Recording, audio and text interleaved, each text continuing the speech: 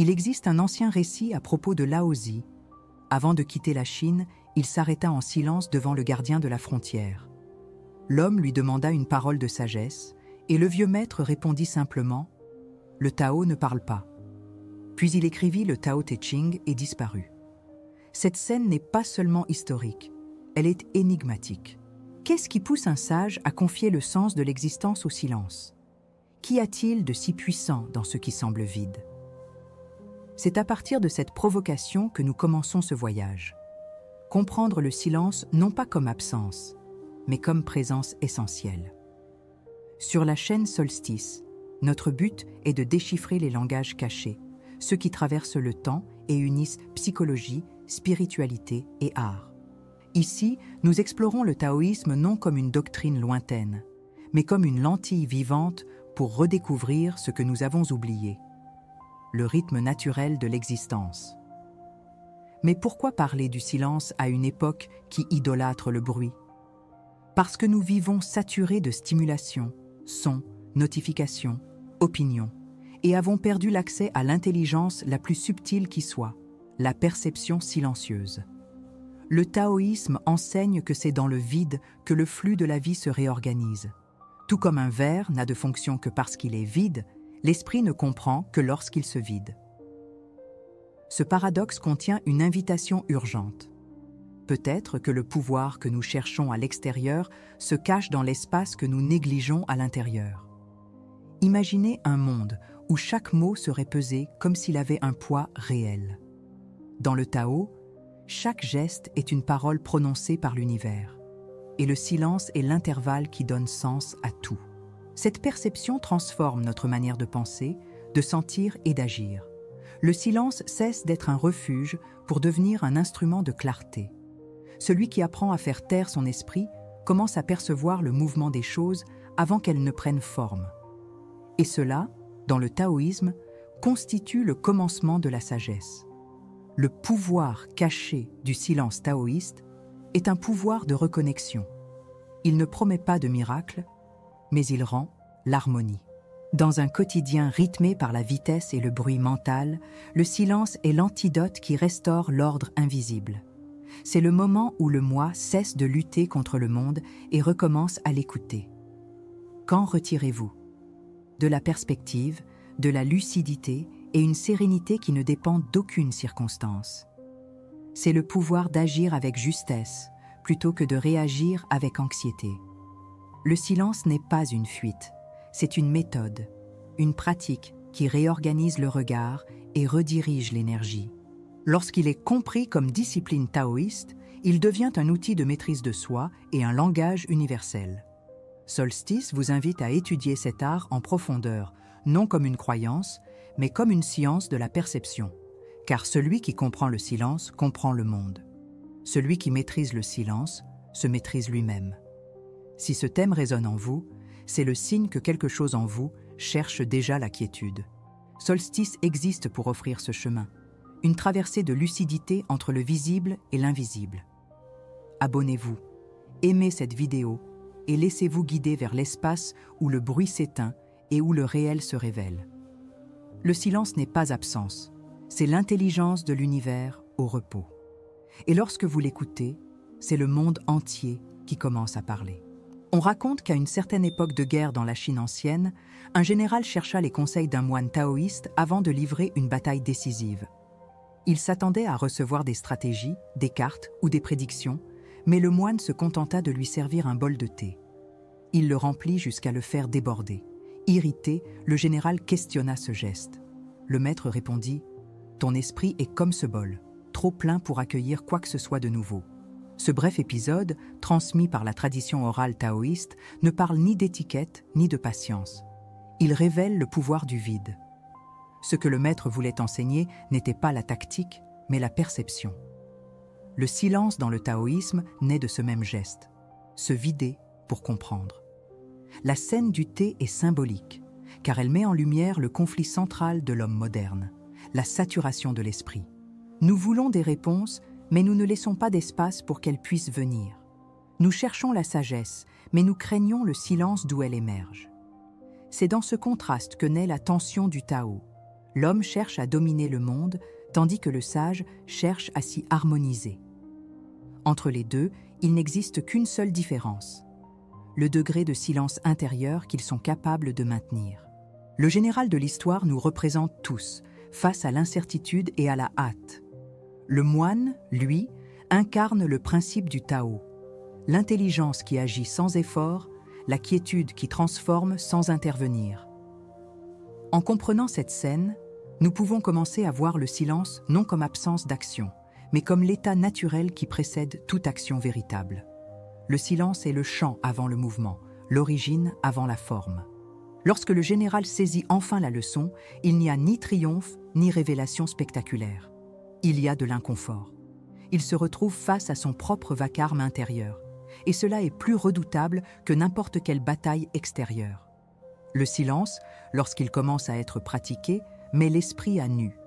Il révèle à quel point il parle seul, à quel point il comble le vide par la peur.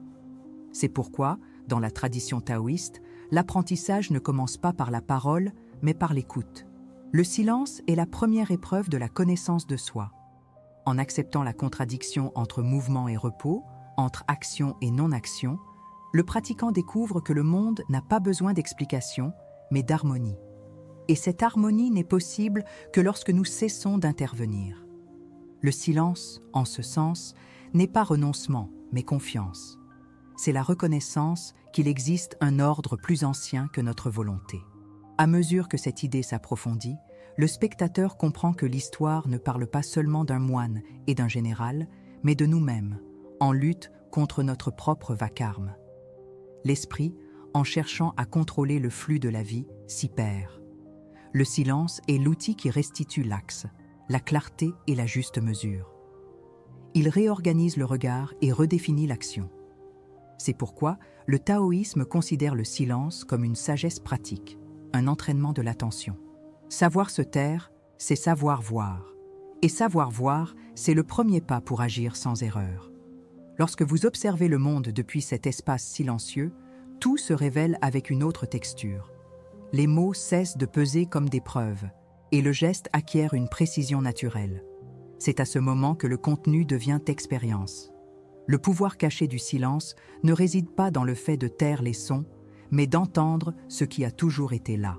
Continuez à suivre cette vidéo, car c'est dans la suite que l'enseignement devient méthode et que le silence commence à agir en vous. Le silence, dans le taoïsme, n'est pas une métaphore spirituelle, mais une véritable technologie de l'esprit. De courts moments de quiétude réduisent l'activité du cortex préfrontal, responsable de l'excès d'analyse et de rumination. Cela crée un état de cohérence neuronale qui favorise des décisions plus intuitives et moins réactives. La pratique taoïste du « s'asseoir en silence », connue sous le nom de Zhuo Wang, ou « s'asseoir et oublier », est l'une des plus anciennes formes de réorganisation du système cognitif. Il ne s'agit pas d'une méditation passive, mais d'un exercice d'alignement perceptif. Laissez la pensée se déposer jusqu'à ce que le réel se révèle de lui-même. Asseyez-vous quelques minutes dans un silence total, sans chercher à contrôler la respiration, ni à chasser les pensées. Observez simplement. Lorsque l'esprit tente d'intervenir, reconnaissez-le et revenez à la perception du corps. Ce retour répété, selon le taoïsme, constitue l'entraînement de la conscience. Et selon les recherches en psychologie cognitive, c'est également ce qui renforce le cortex singulaire antérieur, la région du cerveau liée à la concentration et à l'autorégulation émotionnelle.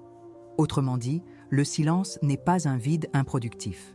C'est une gymnastique mentale de haute précision. Il transforme la dispersion en clarté. À l'inverse, les solutions que notre culture propose à l'excès mental, divertissement permanent, productivité ininterrompue, recherche de dopamine, ne font que renforcer le problème. Elles amplifient le bruit intérieur, rendant le cerveau dépendant des stimulations extérieures pour ressentir une stabilité. Cela crée un cycle de fatigue attentionnelle et de perte de sensibilité. Dans le taoïsme, c'est la maladie du « trop faire », lorsque l'action cesse de naître du flux naturel pour devenir un effort compulsif. Le résultat est l'anxiété, la réactivité et la confusion existentielle. Le silence, au contraire, guéri par l'absence d'effort. La pratique du Zhuowang brise ce schéma en introduisant le principe du Wu Wei, agir sans forcer. Dans le silence, l'esprit réapprend à se reposer en lui-même et les décisions commencent à émerger spontanément. C'est un processus paradoxal.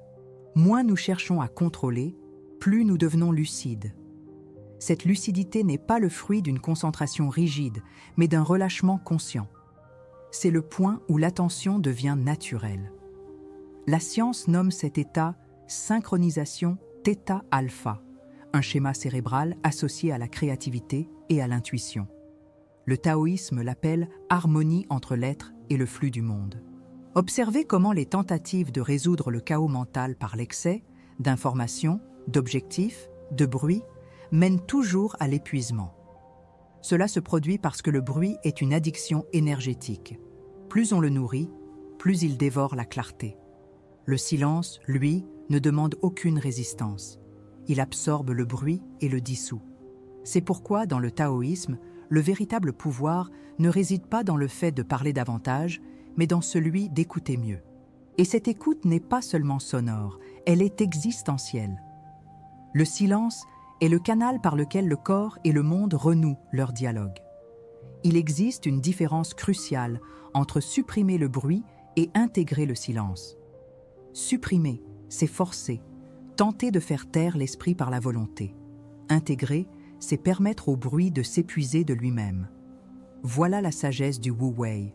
Ne pas lutter contre ce qui est, mais le laisser se transformer naturellement. Lorsque nous pratiquons le silence comme un champ d'observation, les pensées perdent leur densité et se réorganisent dans schémas plus subtils. Cela engendre une légèreté psychique et, avec le temps, une stabilité émotionnelle indépendante des circonstances extérieures. C'est l'état que les textes taoïstes appellent le retour au centre. Ainsi, la proposition de la chaîne Solstice est simple.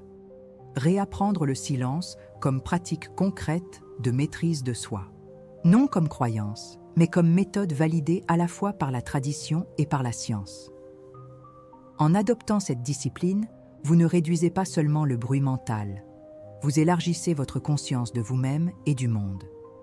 C'est un chemin de puissance sereine, accessible et mesurable. Si cette idée résonne en vous, commentez ci-dessous. Le silence est mon nouveau point de départ. C'est votre affirmation d'engagement envers le véritable travail intérieur, celui d'apprendre à écouter ce que le monde n'a pas encore dit. Le silence, dans le taoïsme, est bien plus qu'une technique de sérénité. Il est le champ même de manifestation du Tao, le principe qui soutient toute existence.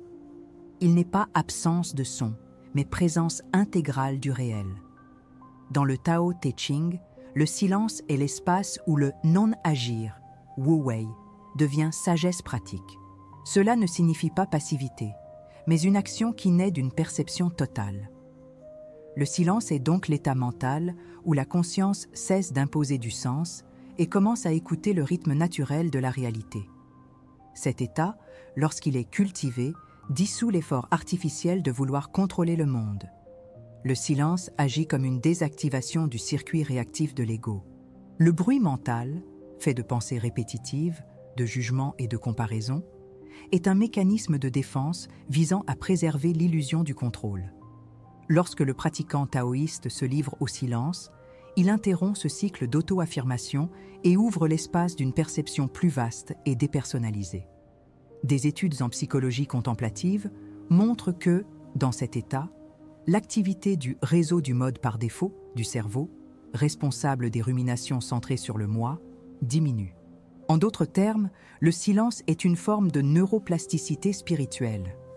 Dans le champ des spiritualités orientales, taoïsme et bouddhisme s'accordent à dire que le silence est le langage de l'éveil. Dans le Tao, il symbolise le retour à l'ordre spontané de l'univers. Dans le zen, il est l'instant où l'esprit ordinaire se dissout et où l'attention devient pure présence.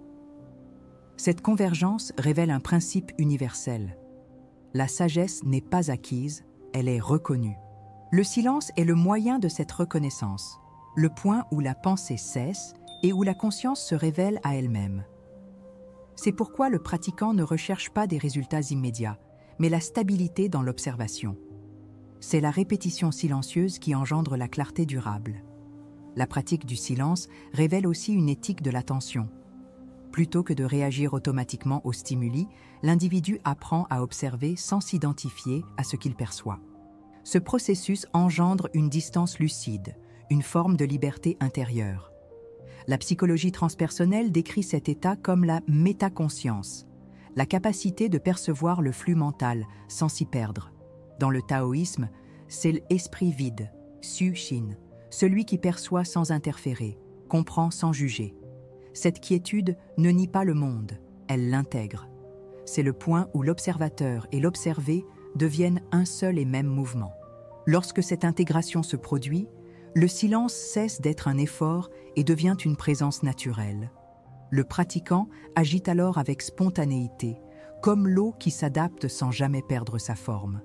Voilà le cœur de la sagesse taoïste. Agir en harmonie avec le courant de la vie. Le silence est le champ d'entraînement de cette harmonie, où la perception s'accorde au réel.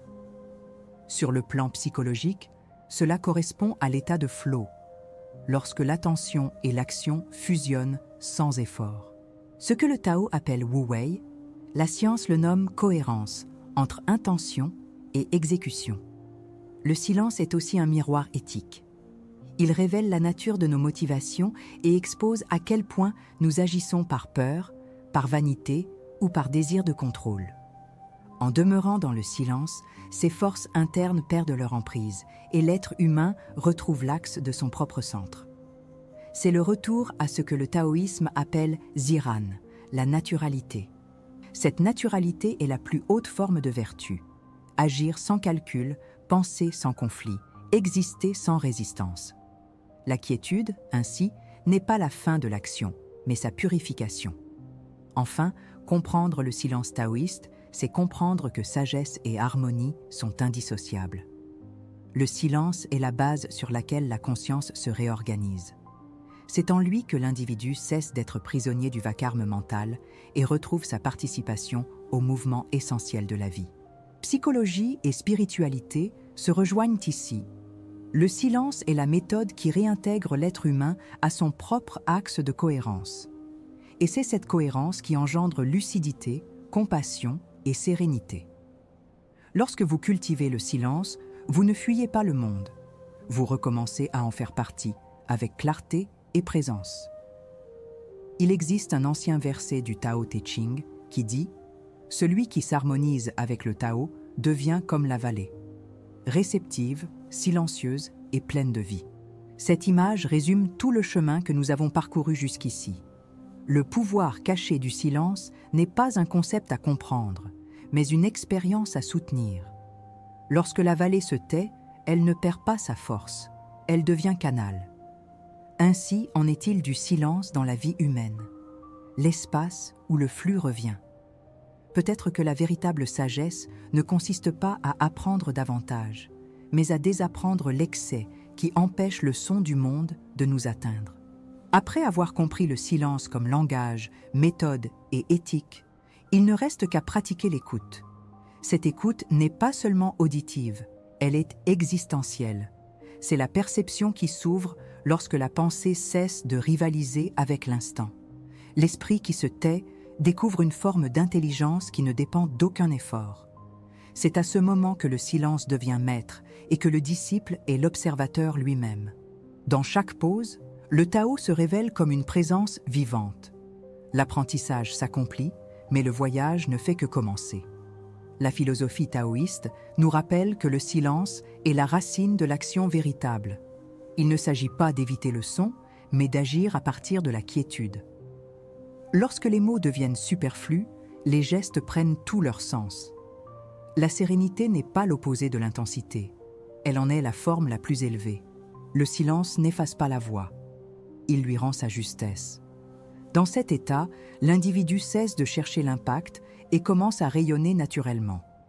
Le pouvoir ne réside plus dans ce qui est dit, mais dans ce qui se transmet par la présence. Le silence réorganise le système nerveux et rend au corps sa cohérence naturelle. Spirituellement, il dissout la séparation entre l'observateur et l'observé. Ce rapprochement engendre ce que la tradition appelle le retour à l'origine. La prise de conscience que nous n'avons jamais été séparés du flux du monde, seulement distraits. C'est ici que la pratique cesse d'être une technique pour devenir un mode d'être.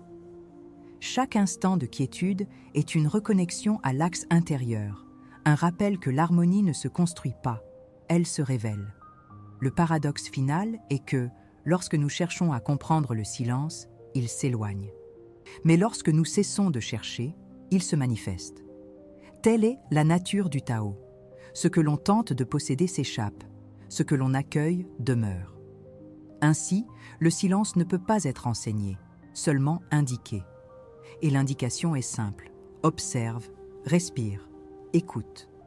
La sagesse réside dans l'intervalle entre l'impulsion et la réponse. Au moment où l'esprit s'apaise, le monde entier devient réponse. Et plus aucune explication n'est nécessaire. Peut-être que la vraie question n'est pas « comment faire silence », mais « qu'est-ce qui, en moi, craint le silence ?» Voilà la clé qui transforme le savoir en expérience vécue. Celui qui la contemple ne cherche plus le bruit des certitudes, mais le murmure de la perception. Le bénéfice de ce chemin est de retrouver l'espace intérieur d'où naissent toutes les réponses. Et c'est dans cet espace que la conscience devient claire, simple et suffisante. Le silence, en fin de compte, est le point où la vie respire sans avoir besoin de prouver son existence. Si cette réflexion a touché quelque chose en vous, permettez-vous de rester un moment en silence avant de poursuivre votre journée. Observez ce qui émerge dans cet intervalle. C'est peut-être le début d'une nouvelle écoute. Partagez votre expérience, commentez ce que le silence éveille en vous et continuez à suivre nos prochaines explorations sur la chaîne Solstice. Car le chemin du Tao ne se termine pas, il s'approfondit. Et chaque fois que vous vous taisez, l'univers tout entier s'approche pour parler.